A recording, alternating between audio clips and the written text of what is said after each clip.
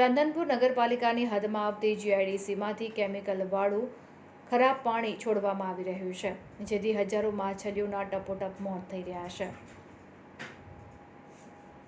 રાંધનપુર નગરપાલિકા અને જીઆઈડીસીમાં આવતી કેમિકલ ફેક્ટરી દ્વારા ખરાબ અને કેમિકલયુક્ત પાણી છેલ્લા 20 વર્ષથી સાતુન ગામના તળાવમાં છોડવામાં આવી રહ્યું છે.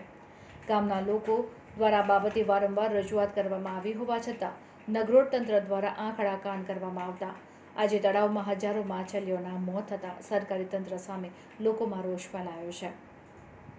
રાંધનપુર નગરના ગંદા પાણીના યોગ્ય નિકાલની વ્યવસ્થા તંત્ર દ્વારા કરવામાં ન આવતા છેલ્લા 20 વર્ષથી કેમિકલયુક્ત ગંદુ પાણી તાલુકાના સાતુન ગામના તળાવમાં જતું હોવાને કારણે તળાવનું પાણી ગ્રામજનો માટે બિનઉપયોગી બન્યું છે.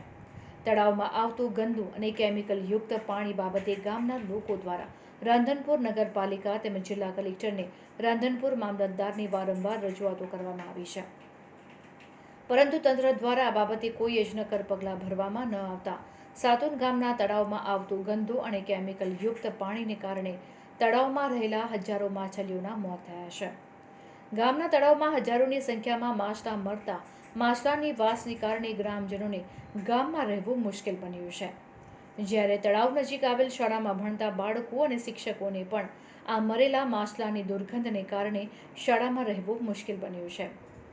તળાવ કિનારે પ્રખ્યાત હનુમાન મંદિર આવેલ હોય અહીં દર્શન કરવા આવતા દર્શનાર્થીઓને પણ તળાવમાં મરેલા માછલાની દુર્ગંધને કારણે મંદિરમાં બેસવું અને દર્શન કરવું મુશ્કેલ બન્યું છે. ગટરનું પાણી આવવાથી અને જીઆઈડીસીનું પાણી આવે છે કેમિકલવાળું, અને તળાવમાં માછલા બહુ મરે છે 20 કિલોના, અને વર્ષોથી મરે છે. આ પાણીનો ગમે ત્યાં નિકાસ કરાવો. સાતુન ગામ સાતુન ઠાકોર જલાભાઈ